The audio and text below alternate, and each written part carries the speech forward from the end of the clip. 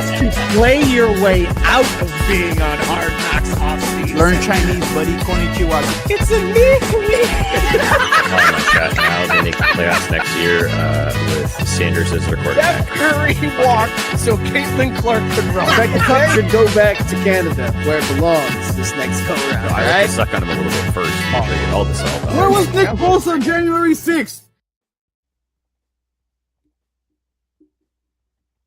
Sweet baby Jesus, there's no Mike. And you know what that means. Straight shenanigans. Hello, everybody, and welcome to another episode of Craft Brewed Sports. I am your host, Scott Kaiser, and with me, kind of as always, but only when Mike's not here and when he's not being the voice of God, it's Mookie, everyone. Hello, Mookie. Hey. Oh, you know what? We left something out still too. Hold on, we gotta fix this for Mike because I know he's gonna get on our ass if we don't. There we go. Oh yeah, the sweet new background. Oh well, you know what I was thinking though? We need to make sure that there's some holiday theme background that can piss him off because coming into the show tonight, I thought, wait, we had Thanksgiving. I know it's a week away or 2 weeks away, kind of. Sort of till Christmas still, but we've got to have some type of holiday themed background that can piss them off, right? Yeah, absolutely. Ducks in a pond with Christmas themes. Here we go. We'll see what their AI comes up with. So stay tuned as we rotate through various AI created backgrounds tonight. Get the most out of this while Tyson already pointing out that I got my own name. I got my own name wrong. Yeah, I guess the secret is out. I am Greg and Greg is me, but I'm also Scott. And I guess it's okay to be Scott again. So there's that. You got options. That's what I'm hearing, and life is never bad when you got options. Like, we've got this beautiful sweet behind the bar scene, or we could always go with the Navidad de Patos theme. There it is. We did. That is. We got multiple options tonight. Dude, is it just wait? Is that an AI generator, or is that just something that they bring up? No, it's an AI. There's a button now in StreamYard. Shout out StreamYard. Give us a discount next year, please. Thank you. There's a button that now says AI generate. You give it a prompt, and then it generates a background image for you that you can use as your background. So if you got any ideas or anything, Scott, we can go crazy. For as far as I know, it's free. Tyson correctly pointing out this is going to be a disaster. Well, when Mike is not here, it tends to be a disaster. So there's a dude. It's going to be a hot mess. The lag, the delay. My computer is choking. Like insert sports team here. I'm just glad that when I click the button and hit it, I was just like, it seems like there's some type of delay, but maybe there isn't. I'm glad to confirm that there is a delay. I'm seeing at least a good 30 seconds over here on my end. So fantastic. Who knows what the rest of the world is seeing? This is going to be so great. So great. Thank you. The show tonight sponsored by Spectrum. But you know what? Outside of this, Scott, let's see. That was a good one. What do you got in your mug or your glass tonight? Well, let's go on ahead and get into what we're drinking, because last week I discussed having found a beer that I didn't know otherwise existed. And I didn't want to do this when Mike wasn't here, but I did end up getting the barrel-aged Christmas Ale by Great Lakes. Oh my God. It is the Christmas Ale that we all know and love, but this time aged in whiskey barrel ales. The only thing is it comes in 4 16-ounce cans for the 4-pack, and I thought it would be a higher percentage, but it's only 10%. So only 10. Well, I say that because the regular Christmas ale is already 7.5. So you would think that aging it in whiskey barrels would up the ABV a little higher than 3% more. But I'm going to take my first sip and find out whether or not it's a dog. I mean, here's the thing with Christmas ale. It might only be 7%, but man, that thing punches up. Like, it punches way above its weight class. How are we feeling? Okay. So It's a Can dog. you taste the barrel? It's a dog, but if you told me that this was not Christmas ale and it was just a beer aged in a old whiskey barrel, I would be convinced. It tastes like straight booze. Oh, There's not in a much good way. Christmas ale flavor. And if this is only 10%, it's pretty damn strong. So there's that. So it's a dog, but I don't know about how weak of the heart this is. Like, eesh, this is a strong one. So you're saying it's boozy, huh? Yeah, a little bit more boozier than I would. But not in a think good it would. way. No, I mean it's fine. It's just it's very powerful. Well, you know what they say with great power. Comes really strong. Tank beer. chiming in saying that the background is next level. So we got people who like it. Appreciate And you know what? support for the background.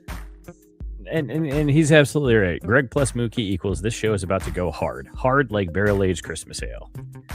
I'm over here tonight drinking. I don't know why I thought this was like a great holiday beer when I read it was called Grocery Getter by Millhouse Brewing. I guess you get groceries any time of year, but the can art, it's got like some tropical looking leaves on it. It's like, oh, red and green, like that's holiday-y, but it's actually a tropical New England styled IPA.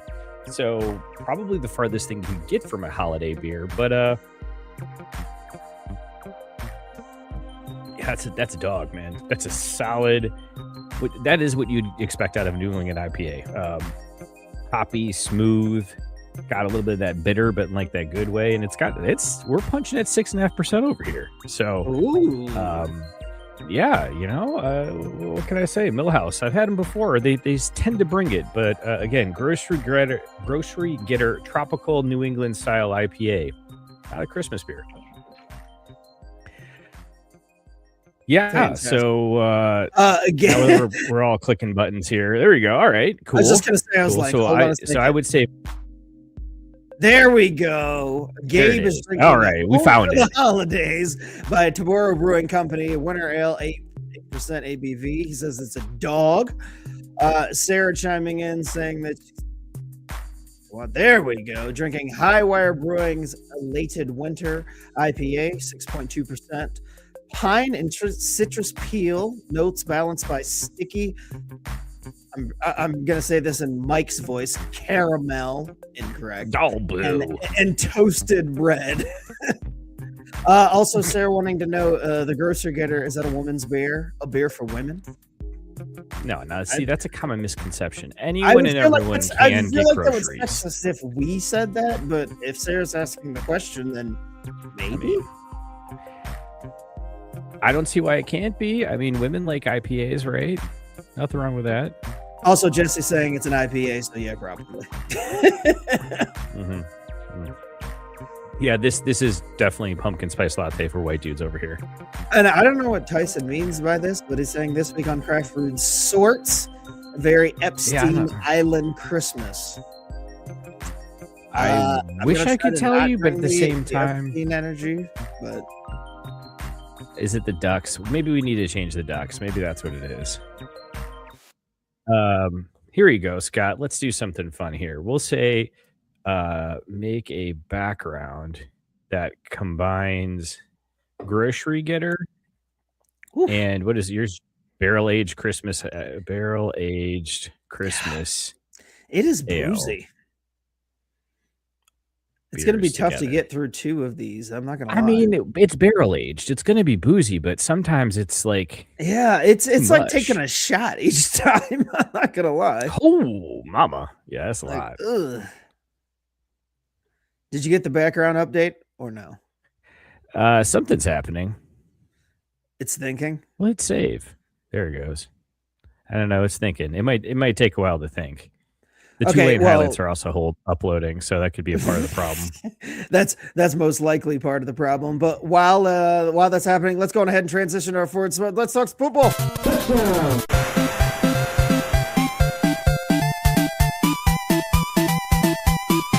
Did you hit it? Yeah. Did you not hear it? Oh, wow. Yeah, no, it's not playing on my end, but I can see it on my screen over here that I'm watching off to the side. So the good news is the broadcast coming through YouTube is not choppy. Like, it's all good. It's just on Okay. our sides where there's problems. So, hey, whatever. We'll just fly blind a little bit. That's fine. Well, to be fair, I saw it and heard it, so I'm going to get a. But this week, it feels like forever ago, but the talk of this past week in general was about local sensation Joe Burrow and him not having fun. Last week at a press conference, he alluded to on his 29th birthday, things not being as fun as they once had been, and kind of reflecting on his time here in Cincinnati. I'm not going to lie. When I heard him discussing things, my first thought was he's out of here. He didn't sound happy with the way things are going. Didn't sound happy with the way things are currently, whether that be because of his injury, because of the current status of the Bengals and where they are in the standings. Just kind of sounded defeated. And it got a lot of people thinking, including myself, that this is very reminiscent of one Carson Palmer, who forced his way out of here from a, quote, retirement, but was eventually traded away from the Bengals to the Raiders to continue his career. And really, it was just because of his general disgust with the way the organization had handled itself and the way they had surrounded him.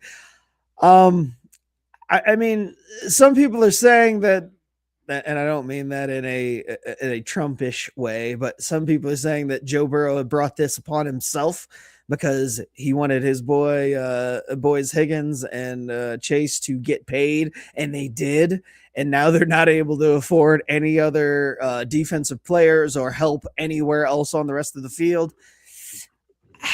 I get that, but also just in general, like the Bengals have been slow to spend, reluctant to spend, and it almost seems like it's an easy excuse that the fans and onlookers are providing for the Bengals to be like, oh, well, hey, you got what you wanted. You got your contract, you got your buddies paid, go out there and shut up and make the wins happen.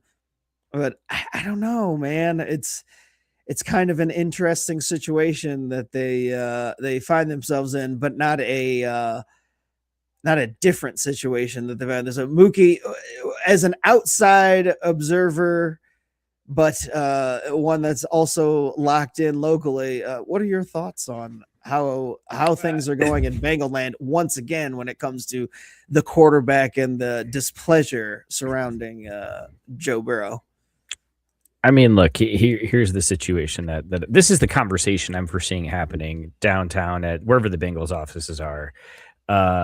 What's his name? Mike Brown is turning to Joe Burrow, and Jesse said it here. You're fun. Life can only be so fun when your contract is 40% of the cap. That's true. And so Mike Brown's probably sitting there seeing that at Joe, and he's basically like, "Where are you gonna go?" And then Joe Burrow turns. And he goes, like, literally anywhere. Everywhere will take me. Anywhere, I will go anywhere. So, like, you don't have the leverage you think you do, homeboy. I will say Joe doesn't do himself any favors, as Tyson's pointing out. He bought a Batmobile so he can shut the fuck up. That feels like the voice of the people here. So it's like, Joe, you're not going to be getting a whole lot of sympathy either. So, like, know what you're playing for here. Also, hold on. Can we do this? Does this work like I think it does? Look at that.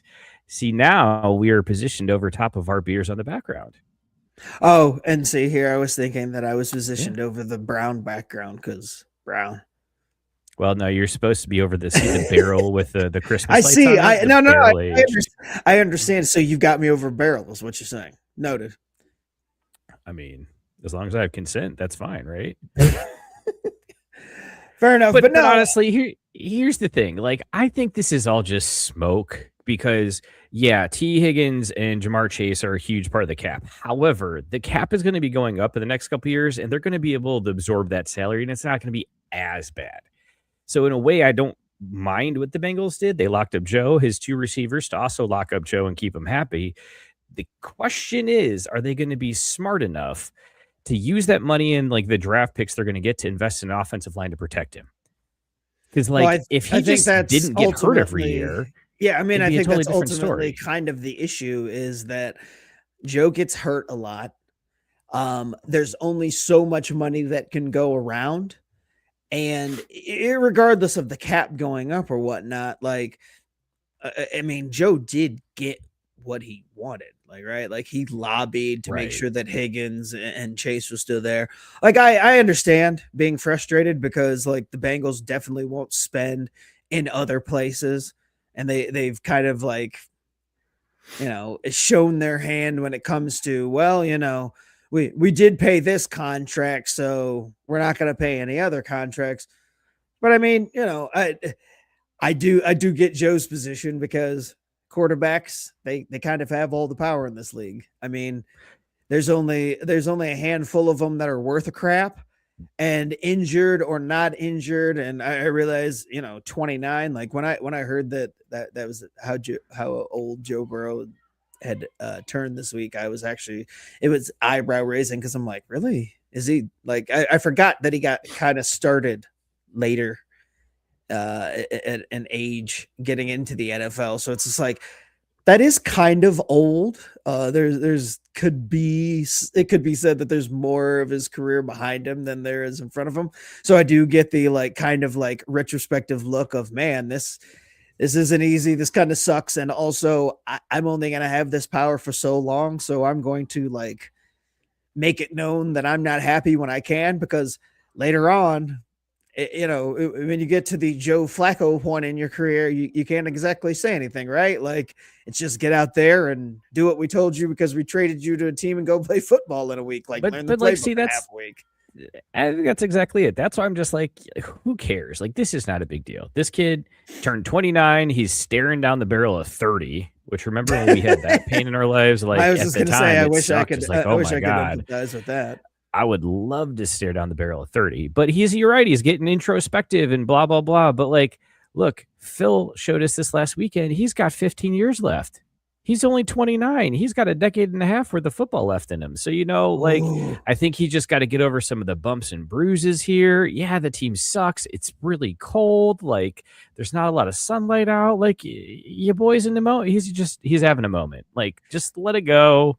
The team sucks. They're eliminated anyways. You brought up Phillip Rivers and alluded to the fact that he came out of retirement this week at the ripe old age of 44. Did you see any highlights or video of Phillip Rivers throwing the football? I did, and here's not great. The thing. But see, this is what Phillip has working in his favor. It already sucked to watch him throw the football. So like, his throwing motion was already so ugly that like, who cares? Yeah, but he definitely looked like a 44-year-old guy out there still trying to like hang with the boys. Like, he looked like he had not played football for 5 years, which he hadn't. And he still threw a touchdown and almost won the game. I know. It kind of says a lot about the league as well that he's able to do that against anybody. But it was definitely one of those like, oh, that's mortality. Like everybody wanted to point out like, oh, well, Tom Brady played till he was 40 and looked like he could have kept playing, but like eventually it catches up to us all. And I understand if you're only turning 30, like feeling like, man, you know, I only have X amount of time before it becomes unrealistic that I can expect to like be in the championship window. So like, I get it if you're Joe. Like, I'm not saying that he's right. And, you know, he does have to kind of look in the mirror with the decisions that he's made over the last few years about like his own contract and the contract that he's advocated to get his top two receivers. But I mean, the window is open for only so long. So you might as well go out there and say what you got to say, even if it's kind of, you know, vague and whatnot to hopefully get the results again. Unfortunately, he's talking he's speaking the message to deaf ears because like the Bengals and then the Brown family, they're not going to fucking listen. Well, see, that's the other part about it though. If he's really going to be this upset and whatever about it, like be a man, put your chest in it and fucking own it, man. Like no one's out here to hear you whine like a little sad sack. Like if you're mad that your team sucks and you're losing, come out and say, we suck and losing sucks, and this all sucks. I don't like it. I would respect that too, but he's just sitting out here being a fucking weenie. Like his attitude and his positioning of it absolutely makes people to say, "Oh, nope, that's here it is. You bought a Batmobile. Shut up." Like, if he's coming out and he's holding the coaching staff accountable or his teammates accountable or the front office accountable, like, get out there and be mad and be like, I hate losing. This sucks. I don't want to do this anymore. Say that. But it's Tyson like, also pointing out that he was in a hotel room with Sophie Rain. He can shut the fuck up. I don't know who that is. So that's why I was like, I'll let someone else get that one. Well, let's just say it's one of those things that the average person can't sympathize with for like a superstar person. Like, yeah, Sophie Rain, not going to be able to sit back and relate to Joe on that one. But I mean, I get it though. Like it's there's levels to this stuff, right? Like, I mean, if Patrick Mahomes came out and was like, I'm not really happy, like things are rough around here, I would get the immediate, like, shut the fuck up reaction. Like, you know, you've had everything handed to you. You have the refs calling the games for you. Everything's great. But, you know, getting drafted to the Bengals and spending, you know, what looks like majority of your career with a franchise that is notoriously shitty.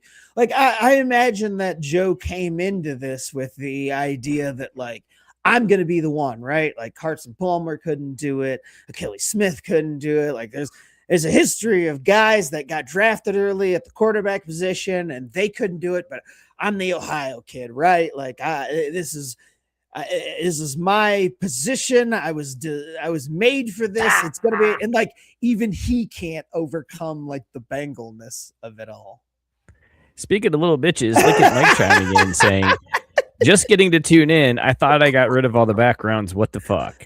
Well, what you missed, Mike, is that this background is actually AI generated to represent the beer Scott and I are drinking tonight. So we're providing extra content and sponsorship opportunities. Go make a phone call or something, get us paid. I also like the idea of Mike like logging in and seeing in the background and being like, what the hell is that? And knowing logging in at his kids' like Christmas recital too, like supposed to be doing family stuff, like supporting and loving his children. And here he is all pissed about the background. This looks good. I don't know what he's so mad about. Like, this looks spot fucking on, man. You know what? Hold on here. We can make it better. There we go. Oh, look at that. Oh, actually, that's kind of nice. Like, that's kind of, yeah, look at what we did. Well, wait a minute. I also enjoyed that the AI just has the beer with groceries next to it. Like that's their grocery getter. The prompt I gave it, I said, make a background that features a grocery getter and Christmas aged barrel ale beers. Okay. Well, it would have been worse if you like typed in like what Sarah had said, like woman, grocery shopper, beer. and seen what type of image that generated. Actually, I just got an even better idea. So since Mike gave us like teasers for the title of the show, why don't I just use those as the prompts? That's fair enough. While you're doing that, Sarah also saying, well, also all of these high-profile teams are sucking ass this year. Just the Bengals are sucking more ass than everyone else. Well, yeah, but I mean, like that's generally the case. Jesse also pointing out it's the Bengals and they're not that smart. And everybody mentioning in the comment section also the other story of the week when it relates to the Bengals is that we got snow over the weekend. Some parts, yes. I don't know how much you ended up getting. It was like a tale of two snowstorms here. What was it, like Wednesday, Thursday night? We were supposed to get snow and basically nothing happened. We got like a dusting. Yeah, we got like a dusting. So then Saturday it called for more snow. And I thought we're probably going to get about the same, but no, we ended up getting the, like, I don't know about you, but it got to be about 4 inches up here. And, you know, seemingly about the same amount down there at the Bengals Stadium. They did not bother to clear that off any of their seats, which is actually a violation of NFL protocol and the rules for snow removal on days of the game. And it looks like the Bengals are going to be fined by the NFL for not removing snow, which again, as everybody's pointing out in the comments, goes back to how it relates to the Bengals and to this whole Joe Burrow thing. Probably the most Bengal thing ever to get fined for not removing snow from the seats. And didn't they try to get people to they try to rally fans to show up early to remove the snow from their own seats? Yeah, well, and I think that's the best part is Gabe pointing out it's a Mike-sized amount. Mike chiming in and saying it was a 3 shoveler here, ready to move to Arizona. And here's the thing. And Jesse saying, pay the fine with what money? I can guarantee you the conversation that was had was, I'm going to have to pay people to shovel the stadium. How much might that cost and how much is the fine? I guarantee you Mike Brown said, you know what? We'll save more money by not bothering to clear the snow because we can put out a message for free. We'll pay the fine and still save money in the long run. So when he weighed him out, I bet he chose the cheaper option. Tyson also pointing out that he gave our moms 4 inches, but that's a good point. I didn't even think about that. Like, if you're gonna have to pay the fine or pay people to remove the snow, it ends up being about the same.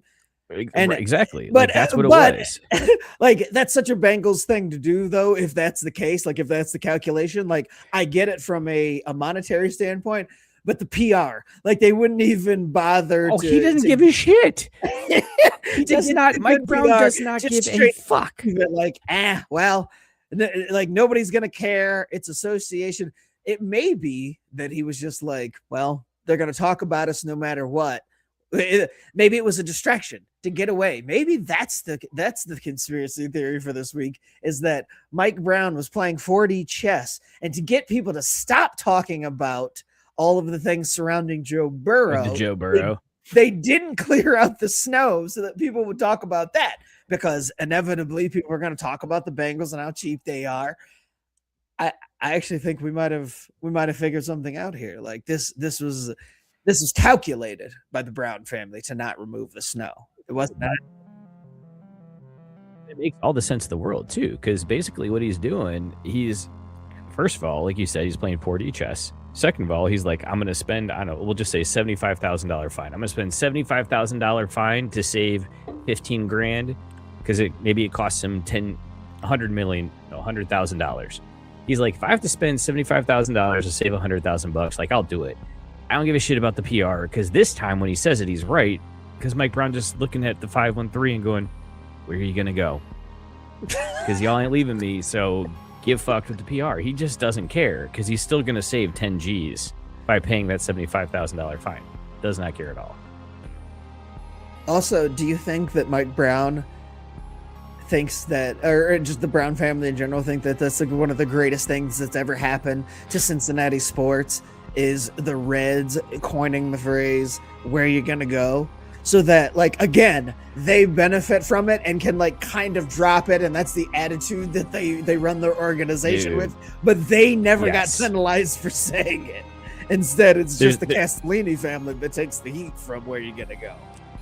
It's going to be a quote unquote scandal, because they're not going to care, but there will be leaked memos that point out that that is a thing they say in the front office, it's a known go-to. Mike's not here. We're uncovering all the conspiracies regarding his team. Yeah, and where you. But also, go, why is that not on a shirt yet? Why have we not gotten that in the shop on a shirt? Where are you going to go? That's your Craft Sports. Where are you going to go? Yeah, Mike's the one that makes them, so that's why. But come on, man, this is our chance, Mike. Sell out. I like that you leave the conspiracy theory music up over the sellout draft. There's a lot of scrolling to do, I don't have Mike's fancy little touchpad pin thingy. Oh, you realize when Mike's not here how many buttons there are to actually press? Mike gets mad at you for pressing random buttons when he's here. But then when you try to find the right buttons when he's not here, you can't do it. You're tough. Scrolling forever, fumbling around like a blind fucking rat. Oh shit, where's the right button at? Speaking of which, did you see they have a teleprompter function now? So you can actually type messages to yourself, turn it on, and it'll like overlay onto the stream that we're looking at when we're talking to each other. So I was really hoping we could read from the prompts. we could read a script. Yeah, we could take Mike's like show rundown and put it up on there on the teleprompter and see it on screen, but it wouldn't show on the YouTube feed. Jesse wanting to know, is Mike Brown just rocking a Mr. Burns Scooby-Doo mask? Oh, probably. Good question. Probably not the official version though, right? Like you would get like a generic version of Mr. Burns. And like most it would have importantly, like Gabe, it would have this is your actual chance to white get on skin. the delay is killing me. Goddamn lag. I swear to God.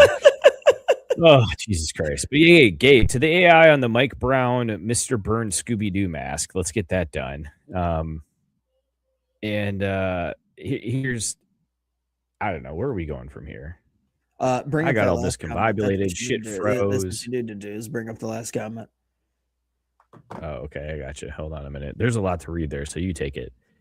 Lolita Cunningham saying Mike Brown ain't old fart with a 90-year-old man running a Bengals team, and we wonder why we always disappointed with the Bengals. Well, yeah, I mean that's the general consensus. But again, I do think that maybe there's something to the 4D chess of it all, of not only not clearing the seats for the PR and also letting the Reds play the bad guy in the city and just being able to benefit off of it.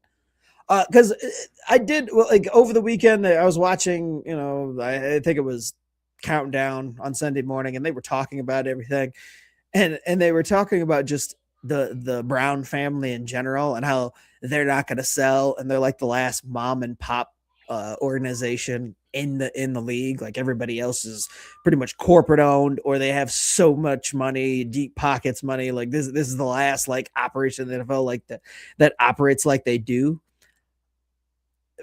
Like, what's the ideal scenario for a Bengals fan? Like, you just hope things get better in spite of the family, like the random pops that they've had over the last 20 years. Like, you just hope for those spike years where everything comes together, or like, are you somehow against all hope, hoping that they sell? Like, that the family just wakes up one morning and it's like, all right, we're done with this shit. That's never going to happen. Like, I mean, let me rephrase that. That's not going to happen for like the next 10 years. Like Mike Brown's going to have to pass, and then time is going to have to pass, and then maybe his kids sell the franchise.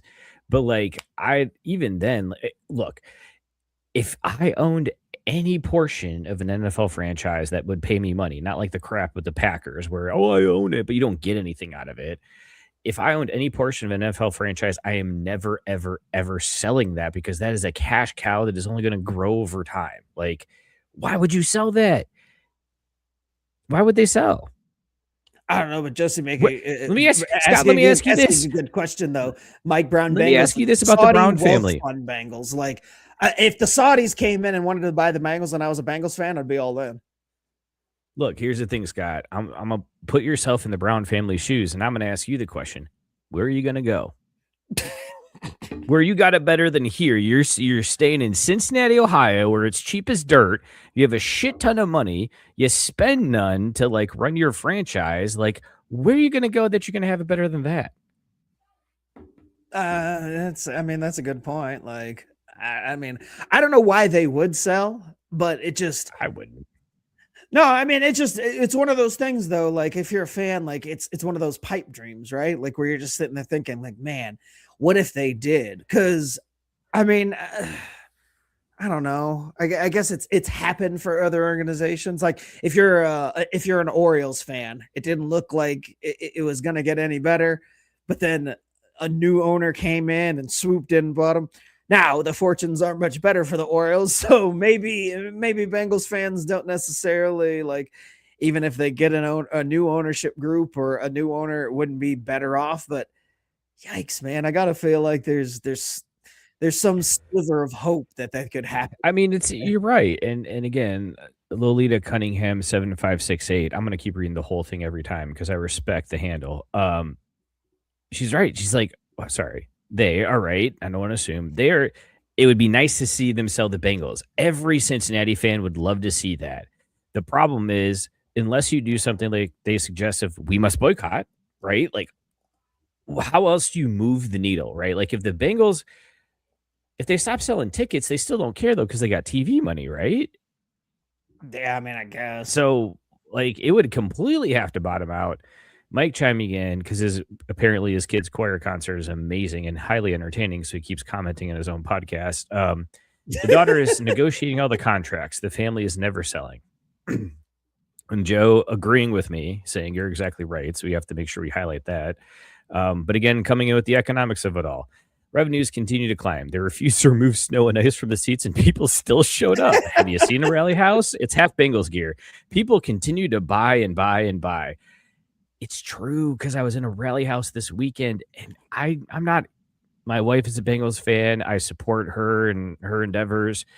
But man, even some of the swag is looking kind of dope these days. Like, they're terrible. I don't want to be affiliated with that franchise, but I mean, some of these hoodies are looking real nice. So it's Sarah reminding us that the Browns went to Baltimore and instantly won a Super Bowl. Yeah, I mean, there's definitely like benefits to a new ownership group, and I know that it's highly unlikely, but I guess if I was a Bengals fan, it would be the one thing that like kind of kept me going. It's like that small glimmer of hope, no matter how small it may be, that someday the Prince Charming would come and save me and would buy the organization away from the Brown family and do something better with it than what's being done. Sticking with the NFL and I gotta, on. I mean, because Tyson's chiming in saying, Jesus Christ, Mookie, how many times are you going to see where you're going to go this episode? We get it. You have a catchphrase. You've beaten the horse to death. Yeah, but if it continues to be funny and be applicable, Tyson, why would I stop going into it? Because I'll ask you the same thing. Where are you going to go? Because you're still here every night watching and commenting. So once the phrase stops working, then I'll stop using it. That's fair. That is fair. But again, sticking with the NFL. Let's talk about Patrick Mahomes blowing his knee at Robert. We'll go to the Chiefs of it all this week. So for the past couple of weeks, it's looked like the Chiefs were falling apart. People were saying this is it. This is the end of their run, or at least for this season, things were finally going to not go the Chiefs' way, and more or less it did. Like, this was it. This was the final straw. Patrick Mahomes tore his ACL this week. Probably towards PCL. There's reports that he should be back by week 1 of next year, and that's his goal, is to be back by week 1 of next year. Would be remarkable recovery. Only 9 months if he is able to get back. Some are speculating that it would be more likely that he misses the first couple of weeks and then comes back. But either way, looking like that we're going to be part of next season without Mahomes, and definitely the rest of this season. Chiefs are dead in the water. But more importantly, people are comparing this injury to one that Tom Brady suffered. And I got to admit, when I first heard the comparison, I was just like, well, of course they're going to say, best quarterback at the time, tearing his ACL, blah, blah, blah. But when I Googled it, I was surprised at the similarities too. The similarities are as follows. They both happened in their 9th NFL season. That's weird enough. They both happened after losing the Super Bowl. So both Brady and Mahomes had lost the Super Bowl and then torn their ACL. Obviously, they've both won a lot of Super Bowls, but they both each won 3 times before this happened. And both, although this one is a little bit interesting because it's assuming that the Patriots are just, or that the Chiefs are just going to fall apart and not make the Super Bowl, but both ended up leading to their teams not making the Super Bowl or not making the playoffs in the season that happened. Wild similarities, but just in general, Mahomes injuring his ACL, kind of an interesting way for it all to come to a head. This is one of those things, though, where in my mind, this is the only way that you could stop Mahomes. kind of the same way that like during the Brady run and the Patriots having all the success, the only time that I had as any solace or any sort of hope was when Bernard Pollard did his thing. And Bernard Pollard being the one who infamously injured Brady multiple times throughout his career, but specifically on the ACL tear. The short term for the Chiefs, not great. And obviously the season is pretty much over, dead in the water for them. But much like Brady, this isn't the end, right? Like we're still going to hear more from Patrick Mahomes moving forward. Well, so that's my question, because I heard about this and I immediately was like, well, yeah, that happened. And then like, didn't he still keep winning though? Like, does that mean we're destined? Yeah. So like, I don't like this. Like, because if what this did is this forced Patrick to take, 9 also Mike pointing out that the Chiefs were officially eliminated from the well, hold on. Let's not get ahead of ourselves here, because they're the Ohio State of the NFL. They could still change the rules. So don't say never until, it's over. You know what? Because here's the thing. The NFL could pull one of these numbers on us and just all of a sudden pull the mask off. Is that the AI generated version? Is that courtesy of Gabe? That's actually pretty damn solid. I mean, right? You can't beat that there. But I hate to play this card yet again, but I feel like it's a nothing burger. It sucks he had to tear his ACL. The rehab time, the ACL these days isn't what it was, 10 years ago. So I'm not thinking it's going to hurt his career a ton from that way. The question really is, though, is like, what do the Chiefs do from here? Like, they got to come up with a plan. They got to figure something out. Andy Reid ain't young either.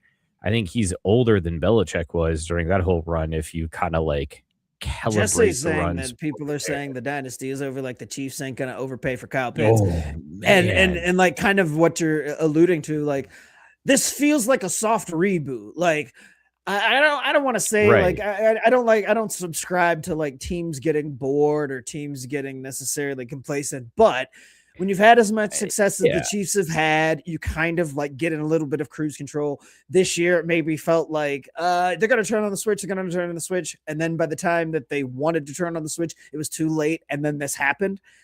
But I do think that you're going to get like a retooling of the Chiefs next year. And they're going to be right back in the conversation. Right. And it's going to be like they never left. Right. That's exactly it. And I mean, it's tough, but that's kind of how these things go with franchises. That's the problem. The Chiefs are the anti-Bengals in terms of how well run that franchise is, and so that's the only thing you can expect. Because again, Patrick, he ain't that old. Like, he's not going anywhere for a while, and he's going to come back ready to. Here's the best part of everything.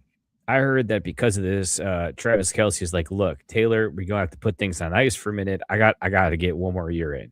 He's like, I don't want to go out like this. I don't want this to be. Up. Wait. So this has led him to being more likely to come back like this. Oh, no, he's already come out and said he's coming back for one more run. He wants one more year because he's like, this isn't how I want to go. I ain't going out like that.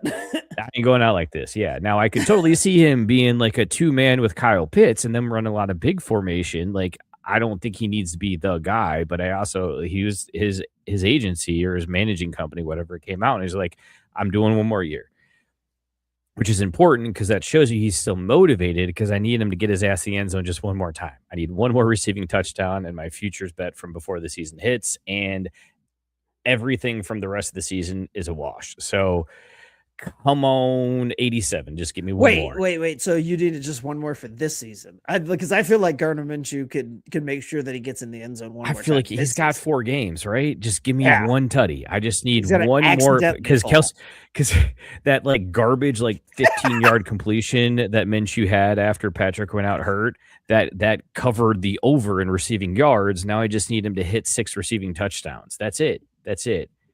In our future, oh man, I'll tell you what. We'll be going to Arby's that night because it's that kind of win. we fucking with Arby's money right now. Tyson wanting to know, let me guess, Mookie, the Chiefs are going to ask where you're going to go. Dude, it doesn't work if you force it, man. We said it on the show. Consent's important. You can't force these things.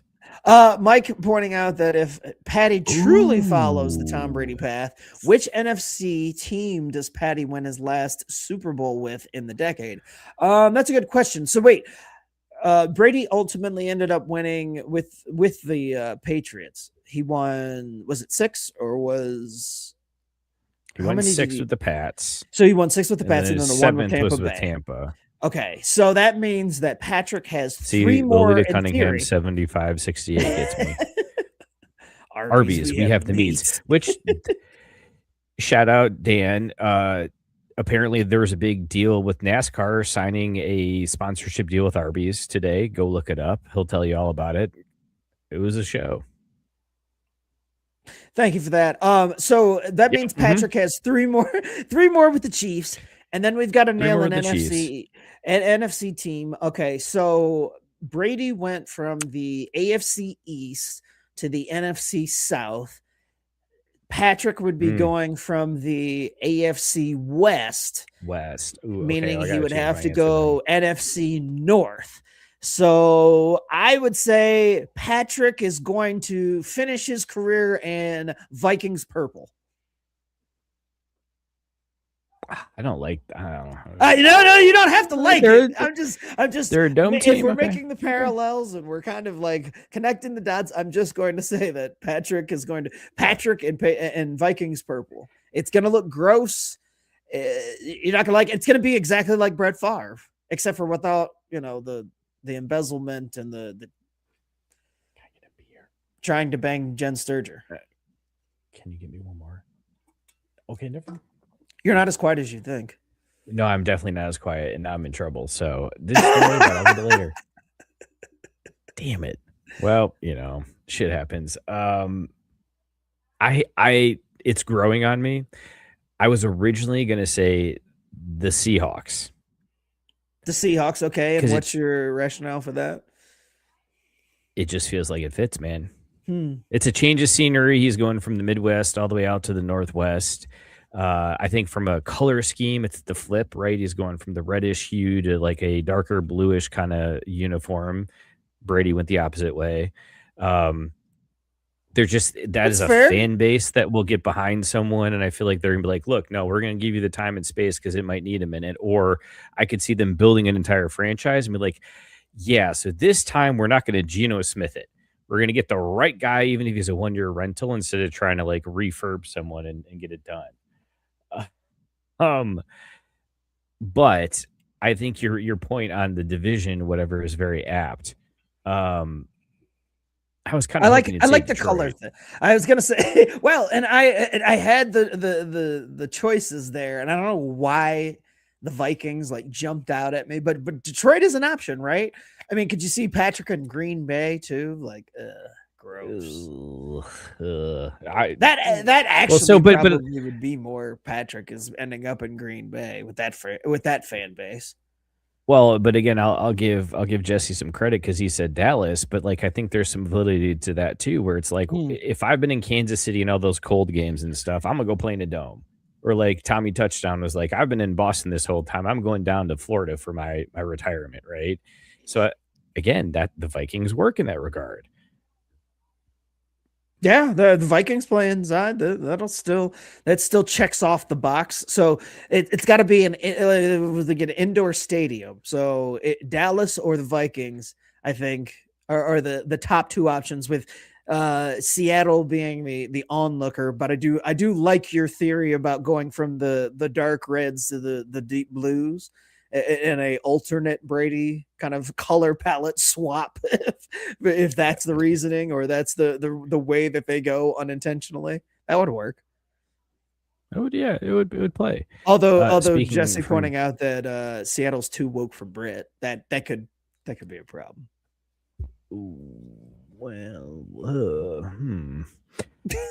Tough to move off that one. So here, let's watch this clip. Offense on the field looking to get. Oh, they blocked the kick, and they got it.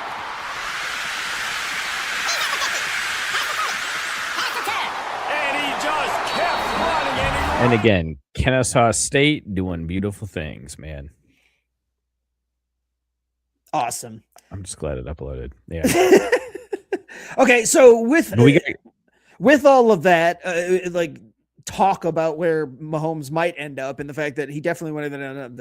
The question becomes, who's going to win the Super Bowl this year? Does this open the door for somebody like a Josh Allen, who got Haley Steinfeld pregnant this week, or well, maybe not this week, but it was announced this week. So it's not cool enough that you Josh Allen, you got a big arm, you got Haley Stanfield, you married Haley Stanfield. Now you got her pregnant and locked up. Like, also, you may have a clear path to a Super Bowl victory now.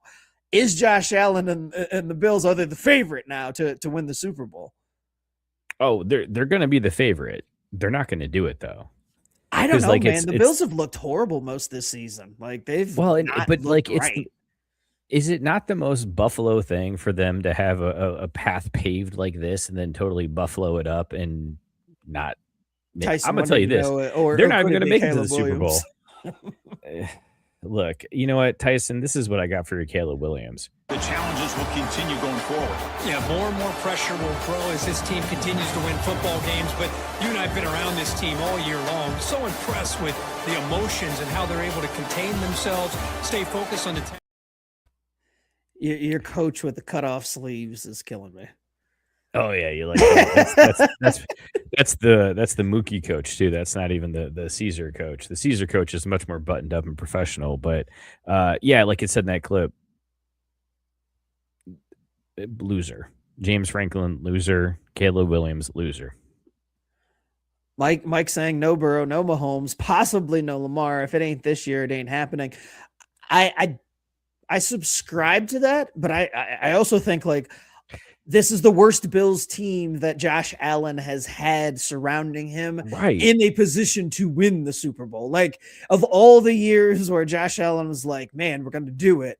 Like, this is his worst team surrounding him. Like, they don't look good. Like, the defense that's not a championship defense that Josh Allen has around him right now. No, I don't know who should be the favorite or who you would open up. Like, all right, with pointing out that all of those quarterbacks are down and those teams are in situations where they would otherwise, be looking to capitalize on Mahomes being out too.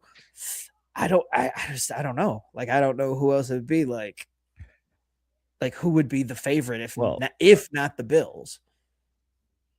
I mean, well, here's what we can do, because Mike didn't do any prep work and get us the wise guys top 10 or top 12, I guess, at this point.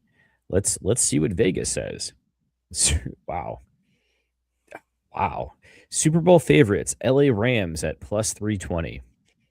Ooh. Seahawks then at plus 650.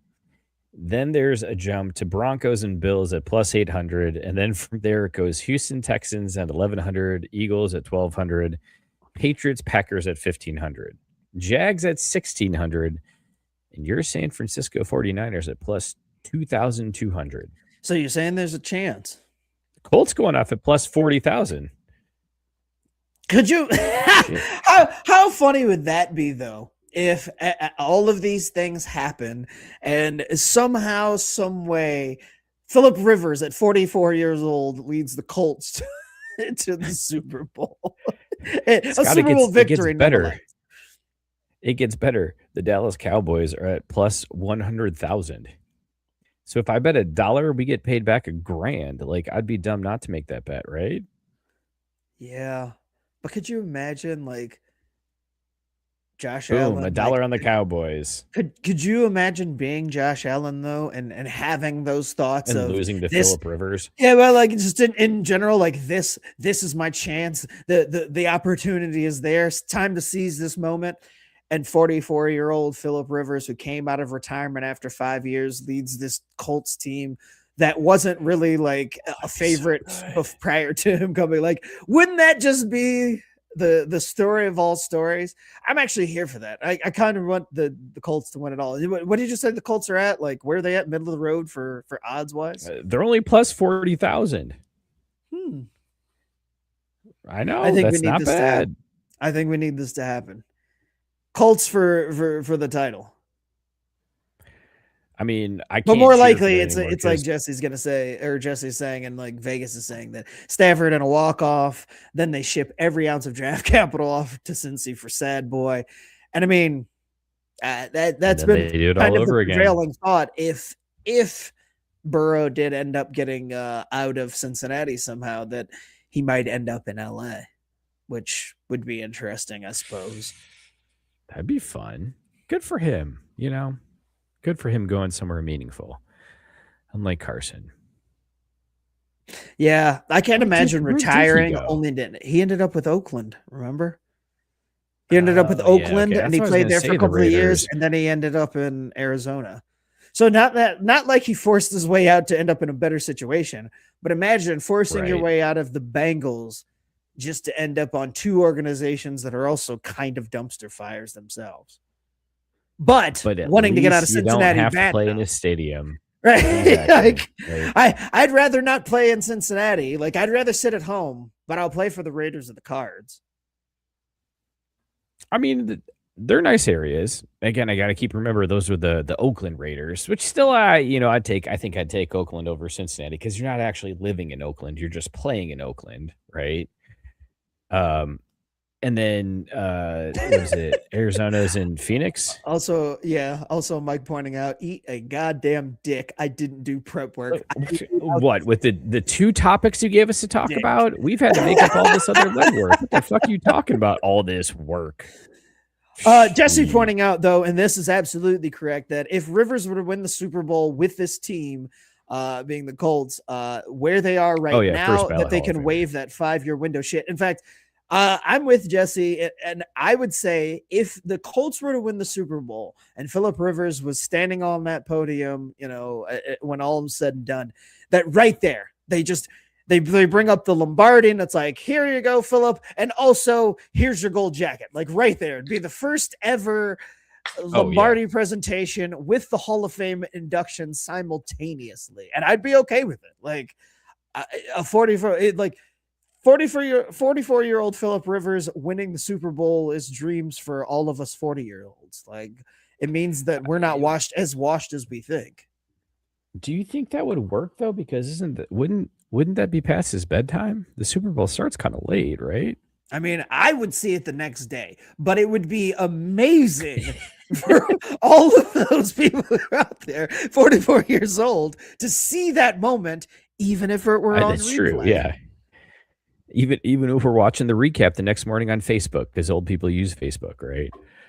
Like, We Phillip could, Rivers, you just won the Super Bowl. What are you going to do next? I'm going to take a really long nap, gonna get in bed, really warm glass of milk. And in a couple days after I've recovered from the Super Bowl, I might think about going to Disney, but only before it gets crazy early in the afternoon, because you know how hot it gets. Like, that be the commercial. I'm only doing the Epcot portion. That's it. Nothing else. Very tight and narrow. Like, I don't want to be around a whole lot of kids. I No. came out of retirement to get away from my 10 kids. You think I want to go to Disney World and be around anybody else's kids? Like, ew, gross. Dude, that's so many kids. Where does he put them all? Like literally, like know. does he have a dorm? Like, did they build a dorm on his property? Like, so many kids. I feel like they got paddocks. Like, go out and stay out there. Go out and stay out there in your bunk. And I would just got a number barn them out back. I would number them at that point too, right? Like, hey, 5, we're 7. You were responsible for watching 7. Where the hell's 7? at? God, no, this is a bad idea. Making people go out and sleep in a barn and number them, like we're encroaching on some territory that, like, well, But if they're if they're your own kids, though, it's a different story. Like, I mean, then there would be none of this. I'm not suggesting number Race card. Yes, I'm not suggesting numbering somebody else's kids of any other race that aren't your own. That would be. I'll tell you what, though. Is there anything more entertaining though than like a last second comeback or someone driving down the field with a chance to win? Gabe pointing out more importantly, no, Greg. Hey, 6, where's 7? Well done. Boo. Well done. No. Mm-mm. We're just gonna cut this right off right here. And that's right. We're gonna play Hail Mary here at the end of the Big 12 championship. San Diego State driving, trying to keep their title hopes alive. Chucks this thing with no time on the clock. I mean, look at this snatch in the end zone. Bro even goes in styles with it, catches this stuff down by his waist, just snaps it straight out of midair. Gets the knee down, inbounds, not even a question. Touchdown Aztecs. Let's go. On the CFB. Run these guys have had, and now they can call themselves champions of the Big 12 and become a piece of the history of that great. First year in the league, and they bring home the hardware. How about that? Jesse wanting to know, does having the grandkid restart the numbering, or are they 11 or 1A? That's a good point. Man. Oh, no, it's got to be like 1A so you can trace back to their parents, so you can yell and be like, yo, get the kid. Get that. Like to get 2B and 2C, they're running amok. Right. So you know who to blame when that's the situation. Yeah. All right. So we were talking about Josh Allen and the Bills and possibly winning the Super Bowl and the likelihood of that. But Bud Light and the Bills have teamed up to brew a new beer. Bud Light and the Bills collaborating together to create a beer that's brewed based off a snow that fell on the Bills Stadium in November. I'm not sure why you would want to drink a beer that was brewed out of snow, but hey, Bud Light and Anheuser-Busch, they've brewed up worse things with beer than, I guess, snow. So there's that. The real buffalo snow was used in the brewing process for this beer. They're going to be in custom 16-ounce cans, and they're only available at Buffalo retailers and home games. I don't know, man. It sounds like a good idea, but the idea of drinking beer from snow, it's probably not the worst thing that Buffalo Bills fans have done, though, right? I mean, like jumping off tables, and smashing each other in parking lots is a lot worse. Would you drink a beer? Like, the Bengals are taken over the snow release news this week, so I feel like the Bengals should have quickly pivoted off the bad PR and been like, well, we didn't shovel the snow because we wanted to collaborate with Bud Light and brew a beer out of it. Like, the Bills can get away with it. Why can't we? And it failed. Like, that's the spin they should have put out this week, is that they weren't trying to go for the fine. They were just trying to brew delicious beer. That would have been a great pivot, which is also why the Bengals didn't do it. I mean, I'm assuming, so they're partnering with Bud Light. Does it cost any more than regular Bud Light? Because if it does, it costs a penny way too much. Sarah commenting that, ew, snow is dirty. I mean, yeah, it can be, but technically it's been, what do you call it? Filtered or whatever, because it evaporated and then snowed down. Now, Joe putting out the right question of why is this special? Because he says, isn't Coors Banquet brewed from Rocky Mountain snow? Is that I've never heard that. Is that a fact? I don't know. Is that why it's called Coors Banquet instead of just Coors? No, I think it's the same thing as like Coors Light versus Coors. Like, it's like Bud Light versus Bud Heavy. Like, I think that's just the name of it, is because it's heavier. I don't think that there's any difference in it having to do with being brewed in the snow. Are you telling me that Budweiser and Bud Light are brewed by the same company? They are the same. Blue and the other's red. The same thing. Oh my God. No, that can't be right. You know what? Uno, dos, tres, cuatro. You beat me to it. The lag is killing. I was going to say, that was just you stepping on yourself. Like, I didn't do that. Is this? Oh, also reading about this Blizzard Brew. This is part of the celebration of the farewell season for the Bills Stadium. because they're getting a new one. Are the Bills? Oh, so the Bills aren't building a dome, right? Like I know there was rumors that they were going to do a dome, but that fell through, right? They're just doing like a regular stadium still, because I can't imagine football being played in Buffalo indoors. That feels unnatural. I had heard that. I don't know that I heard a resolution though. Let's see. Bills new stadium. You know what? See, here's the thing. We don't need AI to generate background images. It should be listening like a producer would and responding to our queries. Like it should have already told us the answer here. What is this shit? Yeah, the new stadium will be just an outdoor stadium. It's not domed. So there's that. Okay, so unlike Phillip Rivers, Buffalo didn't make this many mistakes. Touche. That's a lot of kids, dude. Oh my God. Is that his family? Or is that just an AI, generated image with the numbers? Here's the thing. Whether those are his actual kids or not, just from like a quantity perspective of how many humans around him that he is financially and emotionally responsible for, that is way too many. That is way too much. Seeing it all out there is it's gross. And he's a grandfather too. So one of his kids, or at least one of his kids is old enough to have kids. So there's that. That's crazy. That's way too. Can you imagine that? Jesse, one of them has the Bears are the ones getting a stadium with the dome. Typical Bears. Confusing with cold weather stadiums. Freaking Bears.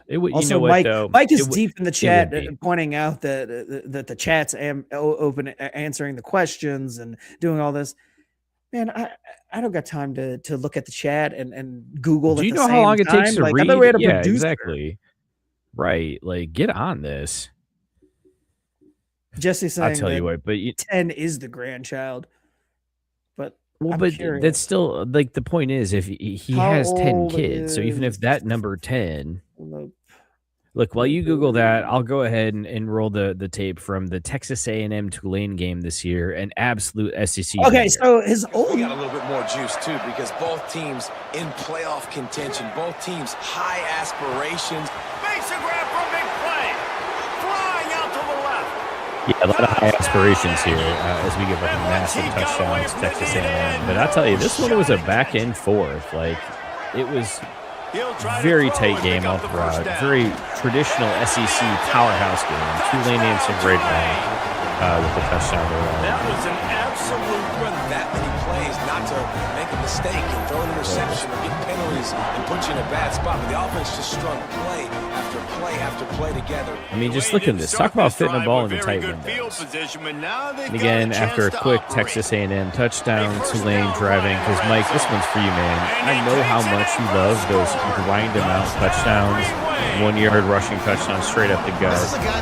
And you like it so much, we're going to give it to you twice. How do you feel about that? We got to get the end zone sideline. In the toolbox to be able to get it done, and he's showing it. That's his 10th rush. Got to give it another look. And here you go. You can see at halftime, dead even. Two strong SEC teams going at it. I tell you, stay tuned though, because this one it has an ending you would not predict. Dude, Phillip Rivers had his first kid when him and his wife were at NC State.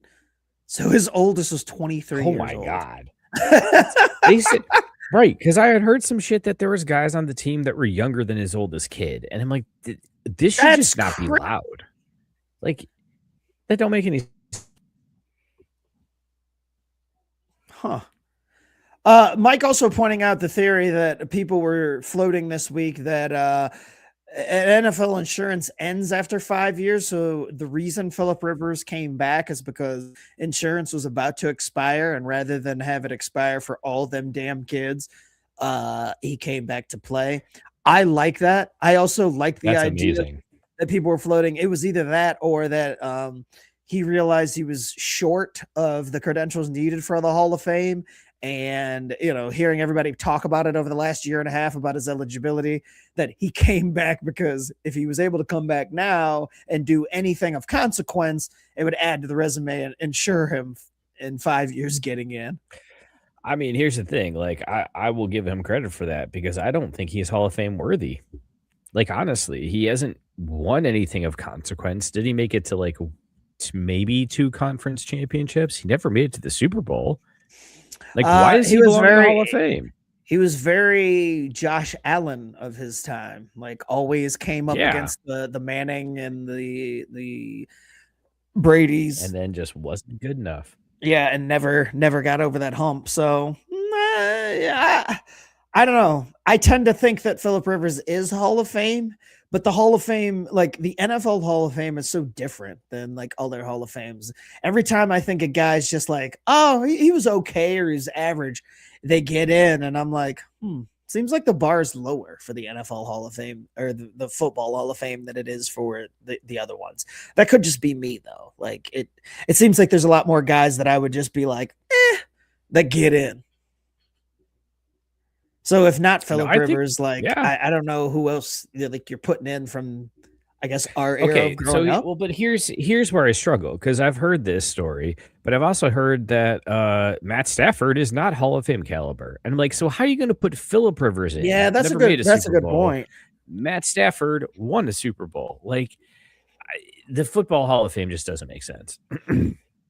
Yeah. Well, and the fact that, I mean, we all assume and we all, I mean, I know I said that I feel like the lesser Manning was a lock for the Hall of Fame, and that's mostly due to Super Bowls because his regular season stats were just pedestrian as all hell. So if Phillip Rivers had won a Super Bowl in that time, I guess it would be like thought of like differently.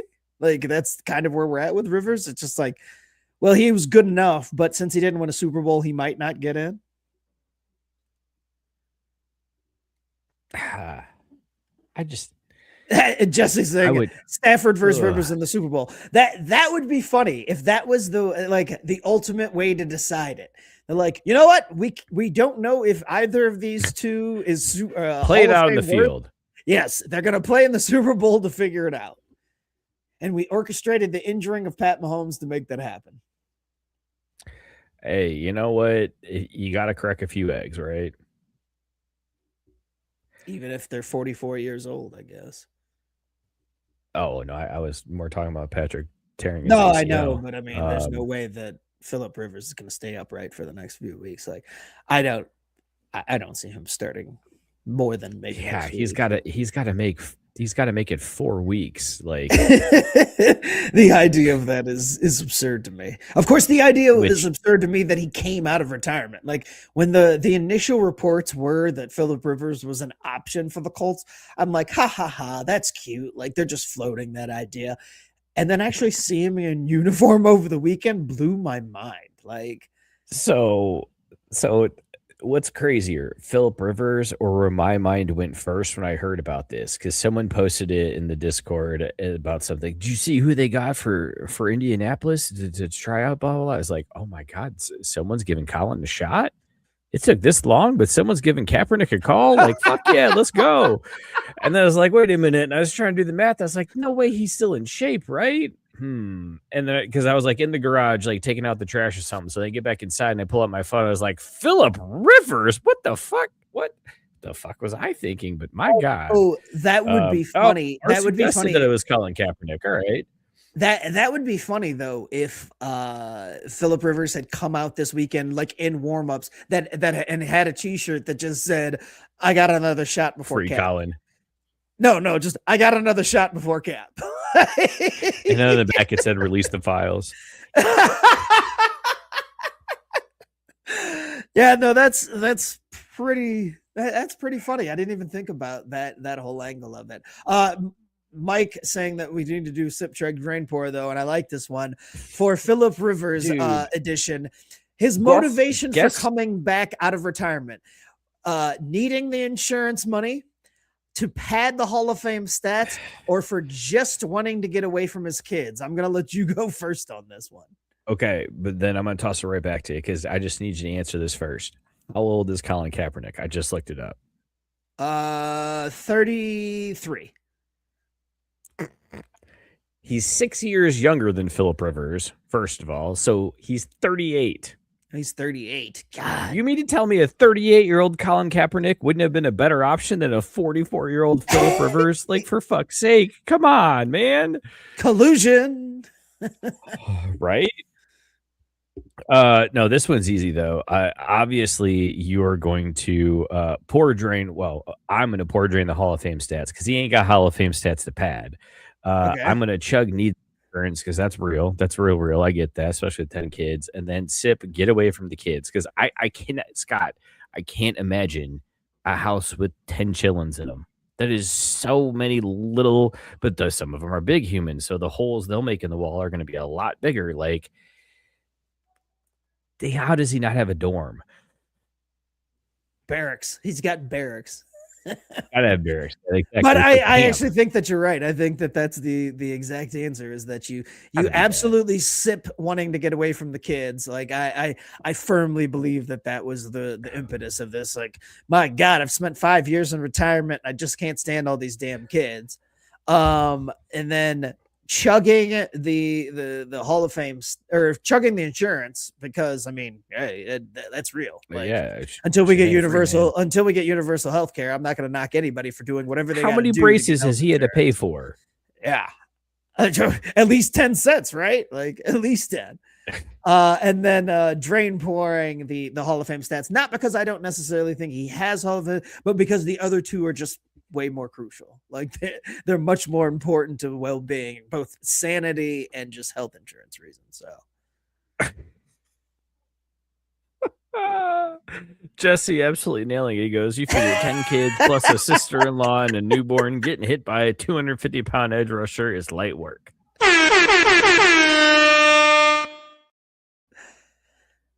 Man, but I know y'all been tuning in. You're very on the edge of your seat about this because there wasn't no light work to say in a game. Let me tell you, after being down for a lot of the second half, Tulane made a desperate, dying comeback.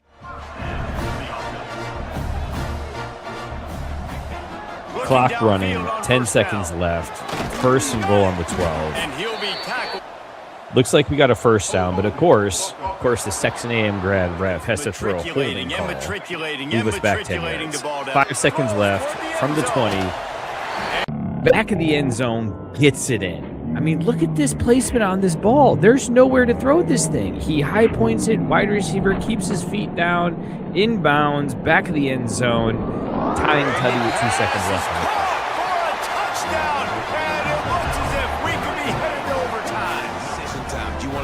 We could be headed to overtime. Go for the 2-point conversion or kick this thing and go into overtime.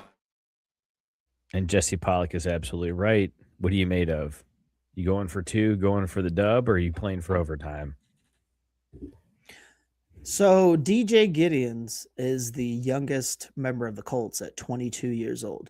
Do you think that he do you think he's seen Phillip Rivers highlights? Like prior to him coming in to man the team, do you think he was like tangentially? I'm sure he's aware of Phillip Rivers, but do you think he's ever seen Phillip Rivers play? No, never. He looked him up on YouTube. Like this was his first time seeing him that's play the quarterback this week. Yeah, he looked it up on YouTube. And again, that's right, Jesse. I did put Tulane back in the SEC where they belong. And Gabe, no, he wasn't out of bounds. It's clear on that replay. And Sarah asking, would he be the first grandpa in the NFL? I believe they said that he was. But I also question and wonder how much research did they put into that? Because, I mean, we've had some old dudes, some old kickers, for example. Yeah. There's kickers. Could say like there's been some mid-40s kickers. There might have been some grandpas before, right? Remember Martin Gramatica? That dude was fun. I remember him celebrating and getting injured. That was like his claim to fame for a long time. Getting injured. I said, that guy was fun. But there's no way. Like, if you're even talking about watching him like on TV on Sunday, there's no way. Because all right, if he's 22, he probably started watching football at 10, 12 years. Maybe. I guess he's only been out of the league 5 years. Yeah, maybe he's seen him. But I mean, how What do you much think football he are you watching? Like if he wasn't a San Diego, like I mean, again, like he knows of Phillip Rivers for sure. But like, I just feel like did I ever like if DJ Gideon's like if they asked him, have you ever watched Phillip Rivers play like a live football game until that moment? Like the chances are low, right? Like he might have seen highlights. I'm sure he knows who he is and everything, but it's just like You just stumbled across it, like start to finish. Yeah. And since we pointed out he never thinking, won the Super Bowl, it's not like it'd be like, oh yeah, I saw him that one time in the Super Bowl. Right, when everyone's watching. This should have been Hard Knocks. Can you imagine if they had done the Indianapolis Colts and like that in-season Hard Knocks?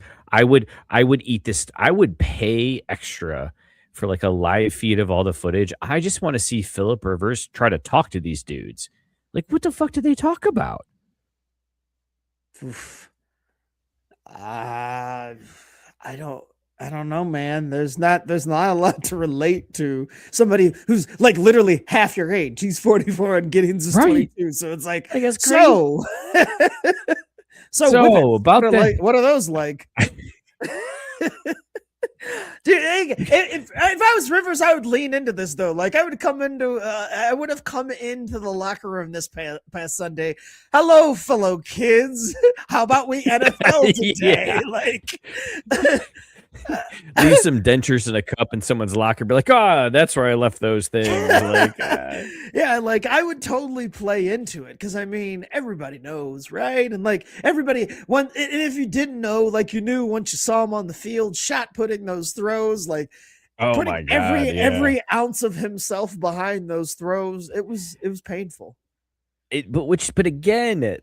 That's kind of what he looked like when he was playing in his heyday. His throwing motion was like so bad all the time.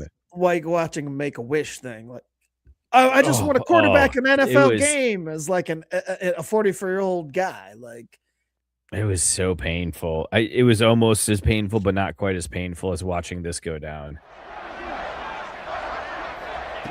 Because that's right, we went for 2. We went for that dub. Wide open. Drop. Look at this. Look at how wide open how do you not catch that ball? Just drops it. Just drops it.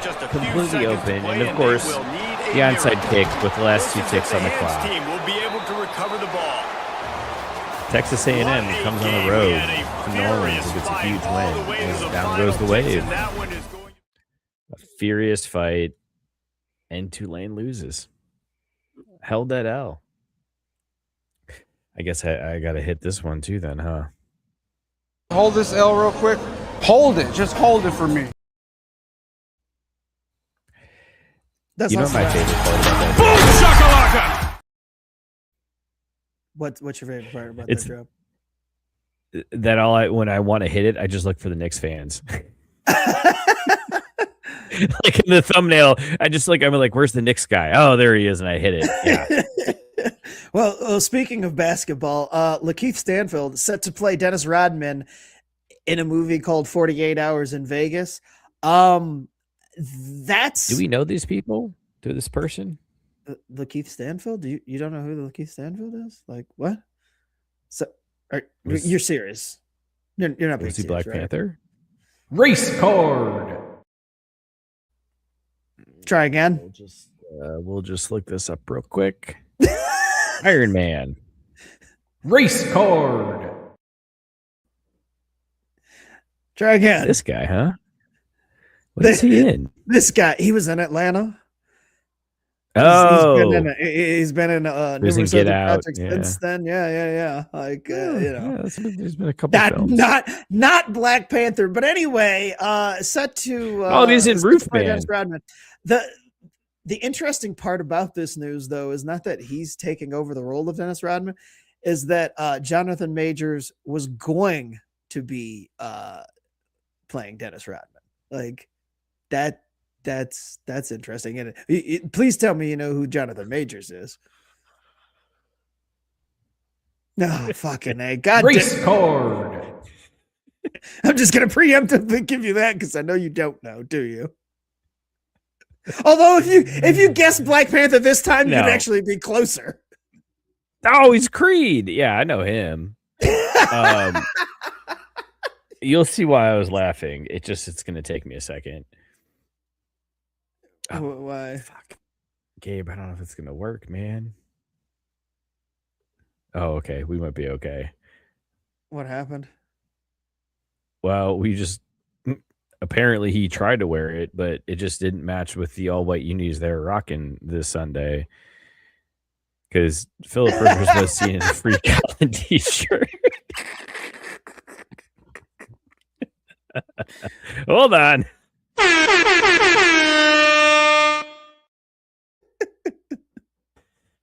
That's good, Gabe. That's good work. So Jonathan Majors was going to play Dennis Rodman, but instead it was LaKeith something. Yeah, no, I was gonna say LaKeith Stanfield is gonna play him now, and I'm gonna say this like it's about the specific night, or the disappearance of Rodman from like the playoff the playoff series with 48 hours in Vegas. It's called right. So that's all I need to know. He left the team.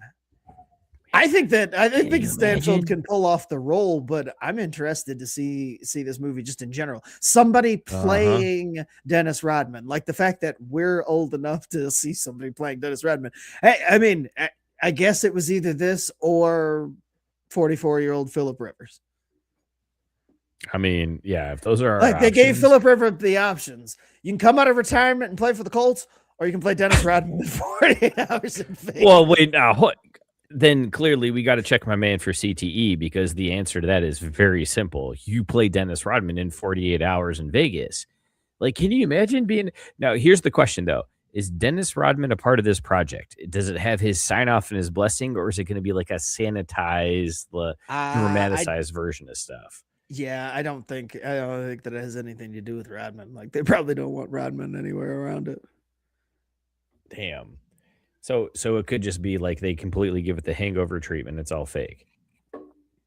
I mean, suppose, but it's Dennis Rodman. Pretty much everything he did was like well known and well publicized. So what's he going to do? That's Deny true. some of it only to have somebody else come out and be like, oh no, that's happening. I want to know, is this the same time? Like, who's going to play Carmen Electra in this? That's what we need to know, is who's going to play Carmen Electra. That's the reporting we need to know about. Yeah. Sorry, Jesse earlier saying why button for the conversation. I think it says for the conversion, but you know. Oh, also that too. What do you mean why he was wide open? You go with secure the catch, man. That makes more sense though than the conversation there. Here's the real question: when's this coming out? How long do we have to wait? Because that's the other thing. Well, the project was just revived. About it. Yeah, I was gonna say the project just got revived with Stanfield because Majors left it because of his, issues with legal troubles. The situation. Yeah, you do know about that, right? Like you're aware of Jonathan Majors' legal troubles. Wasn't the way you'd want things to go down. Very well done. Very well done. But yeah, it was, bad night with one of the snow bunnies. So not ideal PR move for one Jonathan Majors. So sacrificed more than that role in the proceedings. Yeah, not exactly what you wanted to talk about. But I will say, I feel like what I'm doing here, I feel like I slid into doing some of that hockey.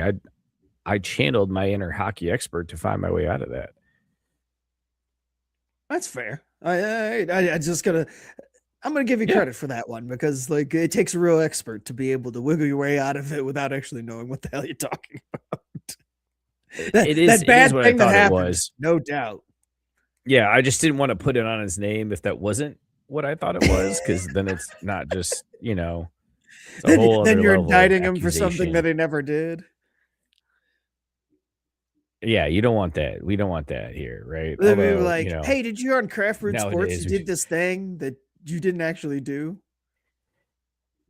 Right. Now it's tarnishing the brand, right? Because I forget though that nowadays we'd rather deport 100 innocent people than let one illegal stay here. So it's a little different these days. Yeah. But so that basketball news, though, that's exciting, huh? That was the basketball news. I know. But we should actually slide into doing that hockey. Oh, okay. Go ahead. But hey, as they say in hockey, let's do that hockey. That took forever to play. But anyways, this is a long time callback. Again, file this into the category of minor league teams getting the assignment and doing it right. Minor league hockey team in Wisconsin this week had a For Gray!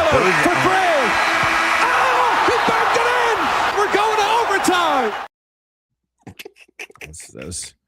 That's very well done. I thought you were trying to set me up. That's why I was like, "Oh, hockey, go ahead." Nope. I queued up the clock over here about 5-6 minutes ago and then completely lost my way. And I was like, oh, I guess he wants me to read it because I teased hockey. All right, so here we go. We're gonna figure this out on the fly. What you were saying? Go ahead. That's why. Yeah. Minor league hockey team in Wisconsin had a birds aren't real night, again, as minor league hockey teams are known to do. They changed their name for the night to the Surveillance Swans and made sure, of course, to auction off their sweaters after the game. But it drew rousing success and leads even further credence to the fact that birds may not be real. Scott, what kind of urban legend conspiracy theory would you love to see the Cincinnati Cyclones bring to bear?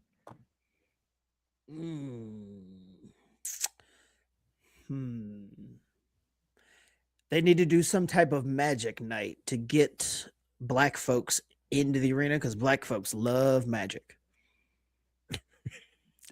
So in order to get black people to come into hockey, they need to have a magic themed night. and the black people will pour in droves. Like, you think like, oh, you know, we're doing the cheap beer nights and we're doing the dollar hot dog nights. No, it is a urban legend and a myth that black people are enamored by magic. And so there should be some type of magician night on the hockey rink, and boom. Thousands of black people. I only see it going one of two ways though. So is it like, are we talking like a close-up magic night situation, or are we talking more David Blaine magic? No, I mean like card tricks and like rabbits out of a hat, like just your basic your basic birthday party level magic. Like nothing too extreme. We're not disappearing buildings or anything. We're just like, you know, holy shit, how did they get another one of those handkerchiefs tied together? So not even the magician guy from Sports Center who like pulls the trick on the football team. He's like, look, and I wrote it on your forehead in vanishing ink. Like, no, you're talking like straight up like, hey, look at this rabbit I just pulled on my hat. Like, totally wasn't over here the whole time. Don't look over here. Don't look over here. Look over here. Hey, guy on the ice just holding up a deck of cards. Is this your card, crowd? Is this your card? No, you know what? If we're gonna go that route, fuck it. Just go full on. See, now I feel like I can't tell you that. What we really should be doing is a red panda night. Where are you going with that? Go ahead. Literally just make it a night all about red panda and the quick change outfits. Like, let's do a whole thing. Why give her just the intermission? Like, make the whole night red panda night. That's just for real. Cincinnati Mind Freak, sponsored by Skyline. I'm in for that. Like, again, it's holding up a stereotype and just one of those urban myths. But imagine how many randos you get. They're like, oh, for real though, they're having a magic night down at the Cyclones game. Like, you in? Hey, how about that? Let's pay that $15 cover charge. Why not? Also, like, how many is the Jesse going back to Jonathan Majors, Jesse bringing up Sharon Moore in the thing and saying that Sharon Moore and Jonathan Majors having a show together called the Majors and Moore Show. John and Sharon keeping it real. I would tune in. I feel like they've got a lot of tips and tricks that you might want to jot down. A A lot of tips and tricks. Just stay out of trouble. And then the two of them could have a magician on the show. Like just totally like throw their audience way off. And I don't know if this is what Sarah's talking about, but yeah, quick change could come too. Have a quick change act halfway through the show. I'm in. Oh man. I'm gonna make this 5-minute major for fighting disappears.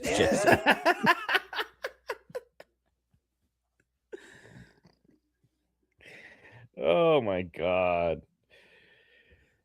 Yeah. So Surveillance Swans, look it up.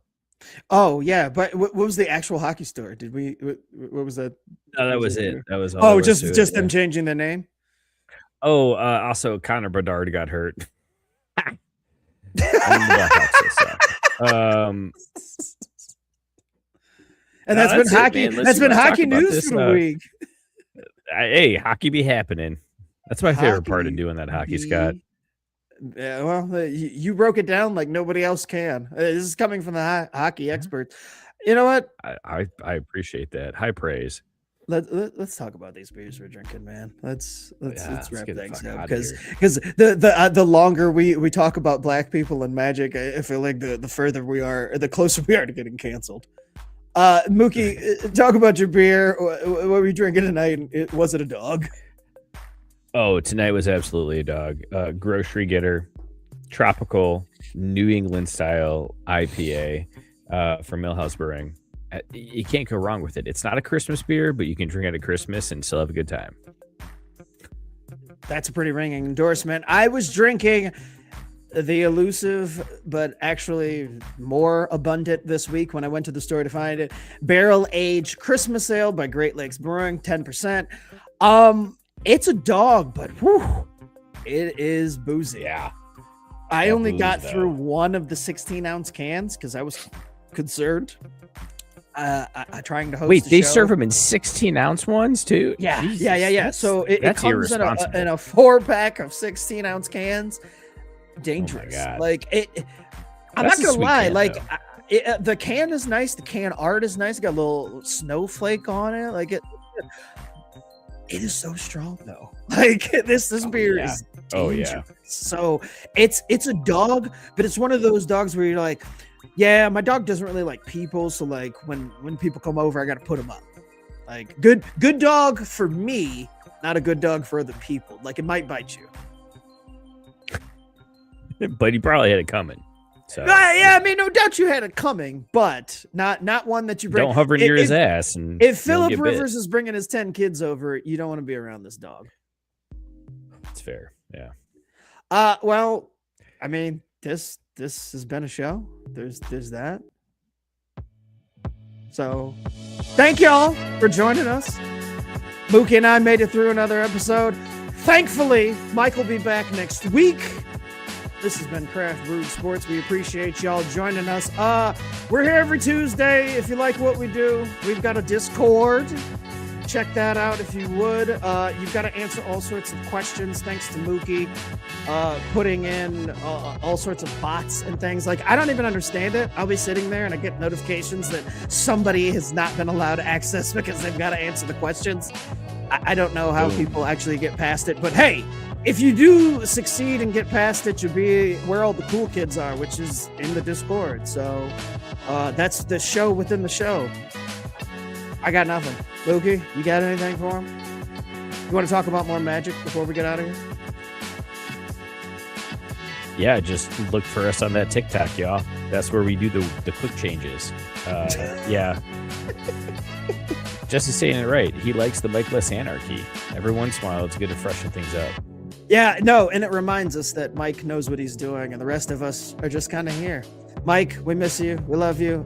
This has been another edition of Craft Brewed Sports. Find us everywhere that you find your podcasts. We're on Facebook, Twitter, Instagram, wherever the kids are. That's where you'll find us. This has been a show. We will be back next week. It's the Christmas episode. Pat Barr's going to join us. We're going to have an ugly sweater party. It's going to be a blast. Join us. We might talk about kids and magic and black folks. I don't know. Ski the slopes, y'all. We'll see you next week. You'll never walk alone. Hook 'em.